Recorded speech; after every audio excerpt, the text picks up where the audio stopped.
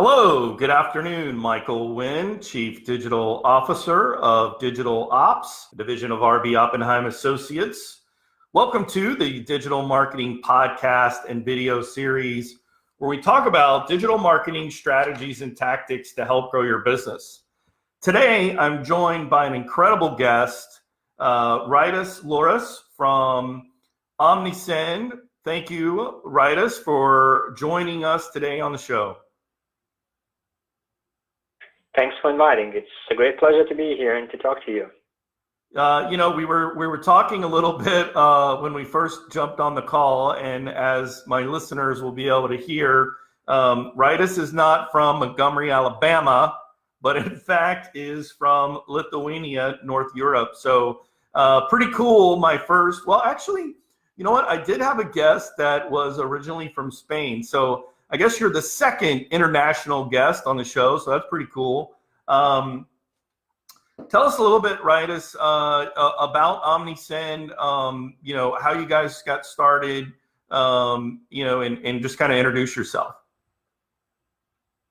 Yeah, thanks.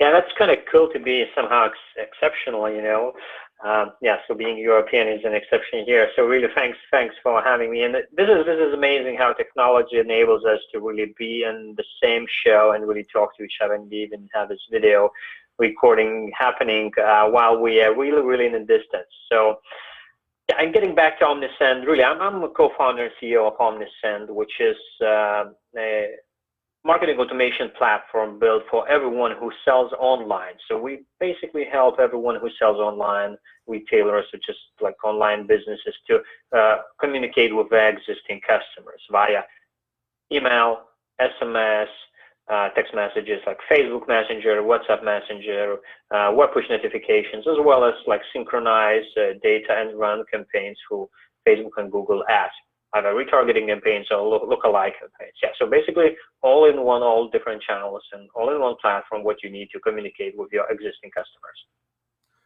That's a great tool, my friend, and one that is highly needed in today's digital world for sure.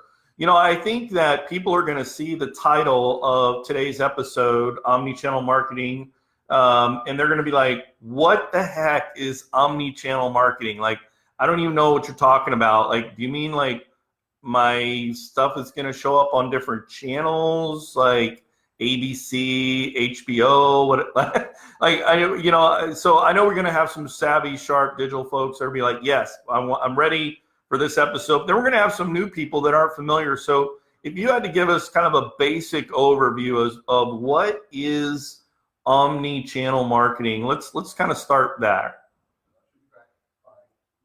Yeah, very good question. So I would say omnichannel marketing is the next iteration of email marketing. So probably everybody knows what email marketing is. Then you ask for email address from your existing customers, and you have a content, and then you send messages with some content to your omnichannel marketing is a next iteration of the same. Then you augment email with other channels as text messages, Facebook Messenger, web push notifications, or other, and you put all of those on a single flow. So let's say Michael has visited our specific product category on our online store on our website. We identified that, and we start an automated campaign for different channels. We send an email first. If email is being ignored, then we follow it by push notification message. If it's being ignored, then we send an email, text message, and if the latter is being ignored, we start a retargeting campaign on Facebook and Google. Instead of just having all those different channels, communication with your customer channels, running separately and not being put on a single flow and being triggered all at once, and really being like a bit intrusive and really costly for you as a marketer, you put it on a single flow. You like do it one by one, or you allow your customers to choose which is the most preferred channel for your brand to communicate with your customers. So maybe for someone it's email, or maybe for someone it's just a messenger, and they don't read emails, they don't like text messages. So that is like, omnichannel marketing at a glance. Yeah, that's great. I think the other thing that would be a good thing for us to talk about is obviously with what's happening in the world. It really doesn't matter if you are, in Europe or whether you're in the United States or in Asia.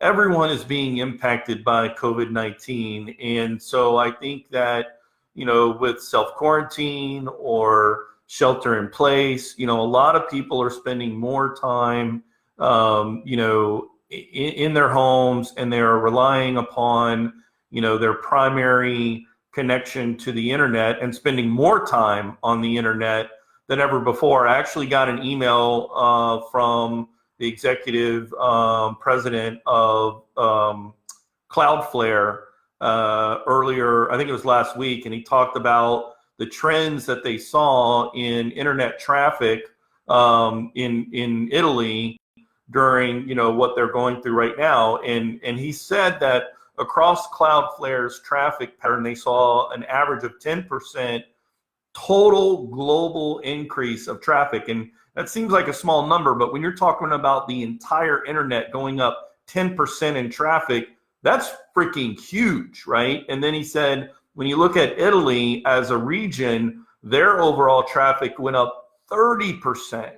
So there's no doubt that regions and countries and states and counties and cities are all being impacted. And a lot of businesses who've never thought about e-commerce or their digital footprint are now being forced to deal with the fact that disruption is at our doorstep, and no market, no vertical is going to escape what's going to happen, even if we're just going to go through this for the next 3 to 4 months, maybe 5, depending on where you are. A lot of businesses are having to adapt. The status quo is not going to get the job done. So if someone's listening to the show today and they're new and they're thinking about, okay, we need to get started and we need to start offering some of our products and or services online, and they're new, what do you think are some of the best practices for them to start off with? Yeah, so I completely agree with everything you have just said, and it's both for businesses and for consumers as well. As definitely this current situation with COVID-19 really is playing on for the good of digitalization, I would say. Like people start selling, the businesses are moving online, the consumers are moving online, especially the elder generation, which are the most at risk here. So they kind of they stay at home and they kind of browse more, they start buying online, which was not the case probably in the past, because they just were able to go, they had enough time to have a social activity to go to the grocery store.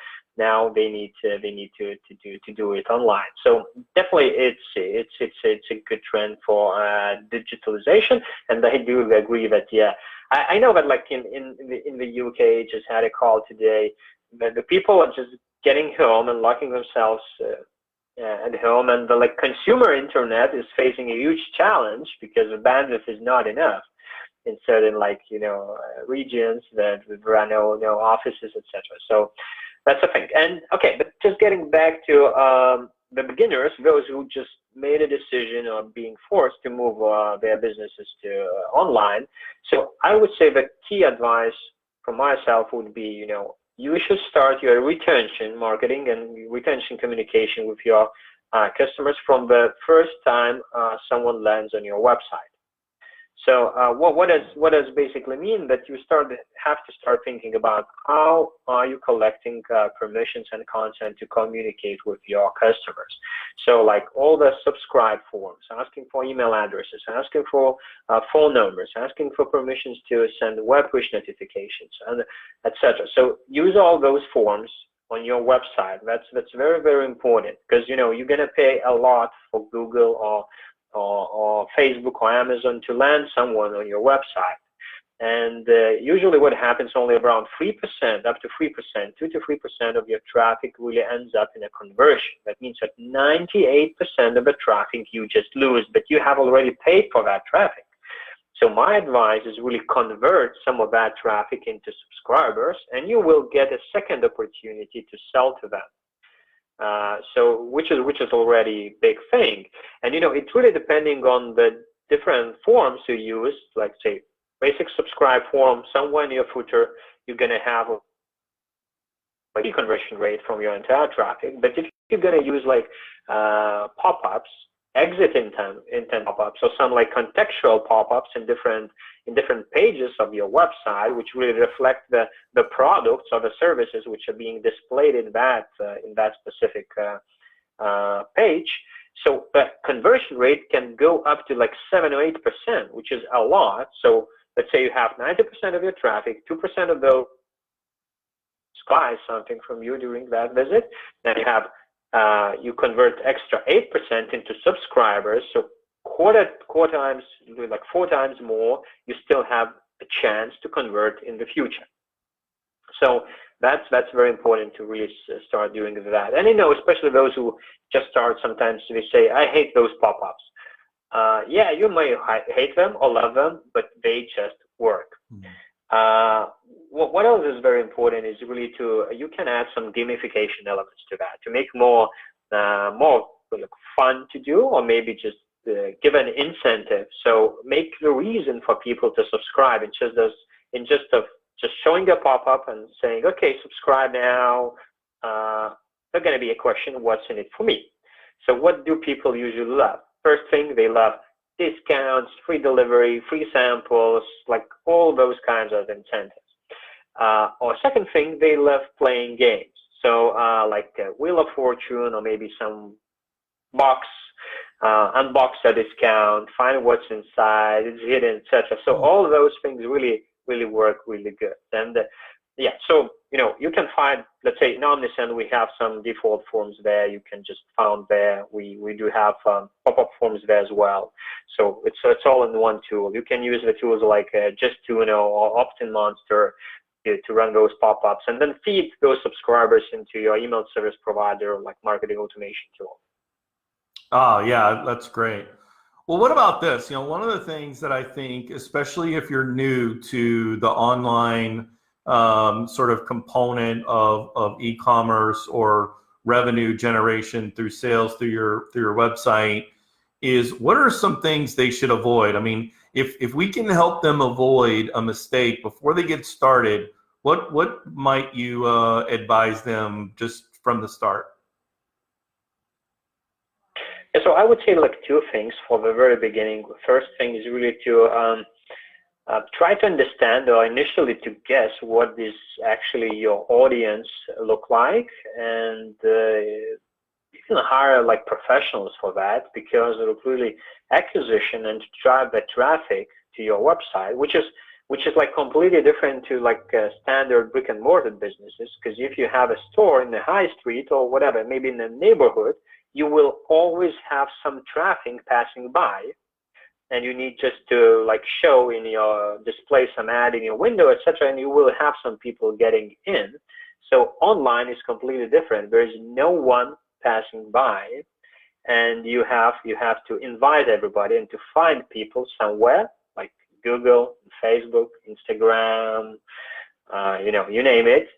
So it's very risky to waste too much resources initially while you're trying to invite those first visitors to your website. So hiring professionals there, or if you have some skills, really thinking about who might be those people who would like to buy a product, and targets, like really target to the proper audience. Maybe like use a geo-targeting if you somehow local business, not a national one, or etc. So all those things really matter.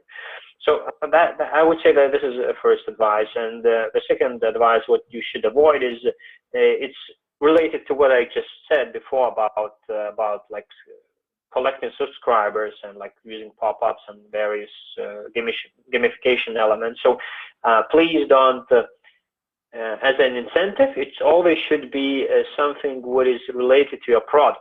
Because sometimes I see what happens. Like, you are selling shoes, but you give an iPad as a prize if someone subscribes to your newsletter. So of course, and people are willing to win this iPad, and they don't really relate with your brand and with your product. They're not in need of shoes, but they're needing maybe an iPad. And then you get a lot of like subscribers which really don't convert in the future, and they unsubscribe soon, and they're very, very low quality subscribers. So I would say this is one of the risks which I see, that especially the beginners, they want to grow their subscriber list very fast, and they just start playing with prizes which have nothing in common with their products or their services.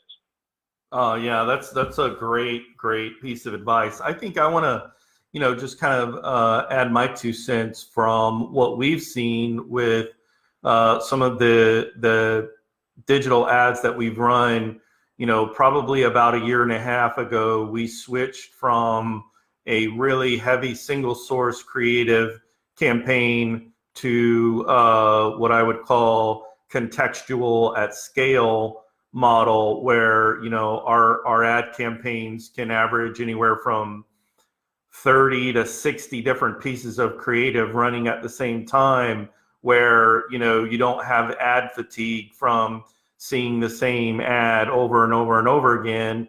And the data that comes from that more comprehensive ad creative, when you talk about data, the data that is collected from that is incredibly powerful, so that you do in fact reach the right kind of people. I think the other mistake that a lot of brands are still making today is they grossly underestimate the consideration stage of the buying cycle, and so they don't have a plan for that second stage of the funnel. They do a great job of awareness and creating that brand awareness, but they really have an Achilles heel when it comes to a content strategy for consideration, because that's essentially what we're doing online. When we're looking at reviews and we're looking at comparisons, we're in that consideration stage. And I love what you talked about, where you're collecting emails and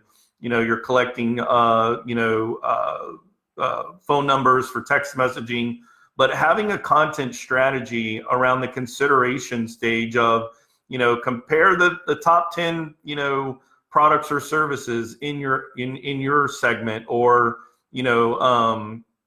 whatever the other content is that you can acknowledge that the human is going through a decision process, and create content, a volume of content that keeps them engaged until they make that final move from the conversion sort of component of the funnel or the move from the consideration into that conversion stage. So I think that's a mistake that new people or businesses or organizations who are moving into online is, yes, you need to have great original creative, but don't forget that, just like you said, you're going to have a lot of people that are going to come to your site and they're going to leave, right? And so what's your plan after that? And so I think that would be great. So oh, sorry, go ahead. Yeah, just completely agree. And I would say it's not even for newbies only, but a lot of experienced marketers who are in digital marketing for a while, they're still thinking in campaigns instead of thinking in a customer life cycle and lifetime value as a key metric, not a single campaign. What are my open rates? What are my click-through rates? What are my kind of order rates? So how many conversions did it generate, but exactly what is the lifetime value of my customers, and how does it different, depending on the acquisition channels, maybe depending on whatever demographics and all other groups. So it's not only for newbies, it's a common mistake for kind of real professionals as well. They're still stuck a bit sometimes in campaign ways of thinking instead of lifetime thinking. Yeah, boy, well, you really set that one up perfect, Rytis, because that's, I think, who we really want to talk to in this last segment here. Let's talk about, if you're a business owner or you run and have a mature online e-commerce business, what things should you be looking at for 2020, 2021 to really create that full omni-channel experience? A very good question. So one which we just partially covered already. So what I would say, instead of just thinking about like campaign and campaign over campaign, just really start thinking about more customer life cycle, which is really connected to like more automated way of marketing instead of just running campaigns. So what automation is unique, and what automation really gives you is really to better reflect customers' needs and intents. Because, you know, automation is always, it has to have a trigger. That means that if you're online business, you have this unique opportunity to have a lot of data and to really analyze your customers' individual behavior on your website, and like past purchase history, website visits, what categories are being visited, what kind of products, price range, and all those, a lot of data. Based on that, you can build segments and you have unique triggers. So let's say, you know, Michael is visiting that specific category of shoes. So why should we send him like bulk campaigns where we include everything which Michael is not interested in? Instead of that, we better set up automated workflow. And once Michael shows that he is interested in shoes, the tool, Rytis Omnisend, or other marketing automation tool, starts the automated campaign without even a human touch, and really includes a product which is Michael interested in, and maybe some other like similar products to show that, okay, there is a larger stock and larger optionality. There is an optionality in my, let's say, online store. If I have more products, if I'm not selling just one product or like just a couple of services. It really depends on your business, but yeah, that's very important to think more about, from campaigns to life cycle, from again bulk emailing or bulk sending to trigger-based automated full automated communication. And the third thing, which is crucially important, I would say, is really to augment email with other channels. Email is still the most effective retention channel, and it will remain for upcoming 5 to 10 years. I have no doubts. But once you augment email with other channels like SMS communication, web push communication, messenger communication, it really increases like conversion rates and the reach initially. And let's say some statistics on omnisend.com website, and in our blog we have the statistics, like marketing automation statistics infographic for 2020. So everyone who's interested can go there and have a look. So we just analyzed our customers' behavior, and let's say those who like purchase rate in omnichannel campaigns, that means that you have few touch points with the same customer, are almost like 300% higher comparing to a single channel campaign.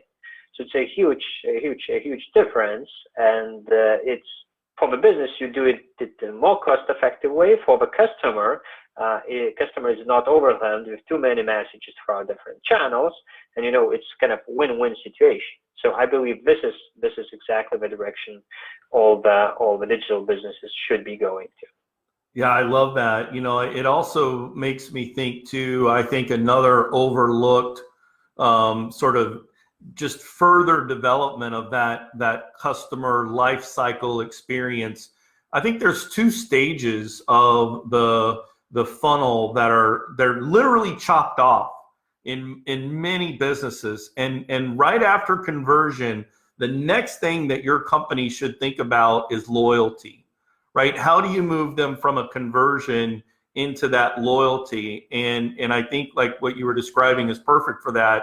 And then once you've got them as a return customer, a loyal customer, the second phase that comes out of that, which is the ultimate win, is how do they become an ambassador for your business, right? When they can become the mouthpiece, when they can become the word of mouth ambassador to say, I love this brand, I've bought my second, pair of shoes, or I bought my second tool, or I reordered again, or I renewed my subscription, when they become the ambassador, and obviously your content strategy for that stage of the life cycle is huge.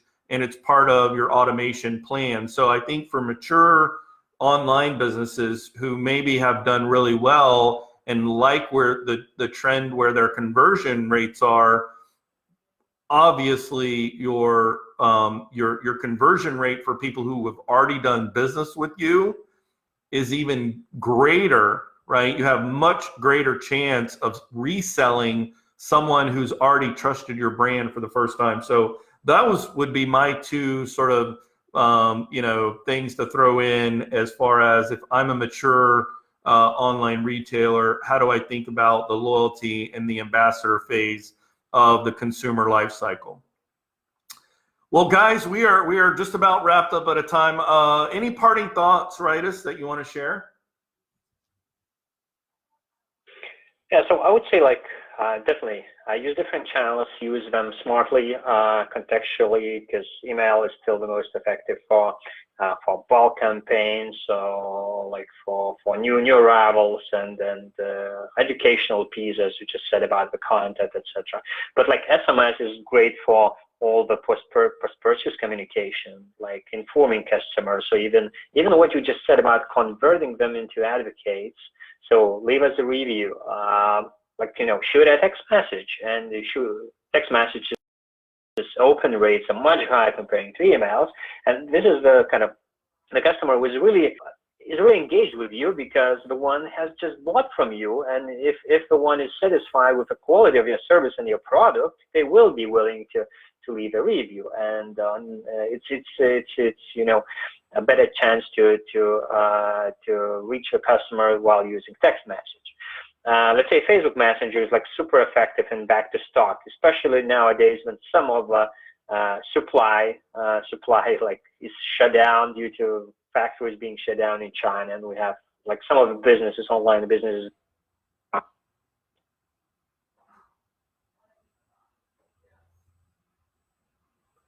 Well, thank you so much, Rytis, for being on the show today. Guys and gals, thank you again. My name is Michael Wynn. I am the Chief Digital Officer of Digital Ops, a division of RB Oppenheim Associates. Rytis, best wishes to you and your team, and all health and wellness for you in the rest of the coming year. Thanks again for being on the show.